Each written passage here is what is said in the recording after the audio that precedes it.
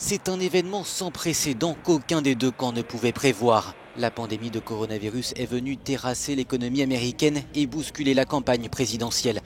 À la Maison-Blanche, le scepticisme a d'abord été la première réponse de Donald Trump face aux avertissements des scientifiques. Maintenant, le virus dont nous parlons, beaucoup de gens pensent qu'il disparaît en avril avec la chaleur. En général, il disparaît en avril. Mais devant la propagation à toute allure de la pandémie, Donald Trump se résout à introduire des interdictions partielles de voyage en Chine et en Europe. Mais il écarte la nécessité de porter des masques, contrairement à son rival, rarement vu sans. Et en matière de distanciation sociale, le message de l'administration américaine est confus. Les partisans du président américain sont souvent vus agglutinés. Les candidats ont également divergé sur la question du confinement. Joe Biden a plaidé pour la prise de mesures rapides, mais craignant pour l'impact sur l'économie du pays, Donald Trump a lui résisté. Et lorsque le confinement est devenu inévitable, le président plaidait pour une réouverture rapide de l'économie. Joe Biden n'a quant à lui pas cessé de dénoncer un manque de leadership.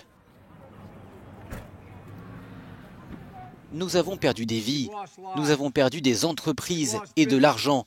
Et maintenant, à cause des maladresses de Donald Trump, nous pourrions perdre une partie des progrès que nous avons commencé à réaliser.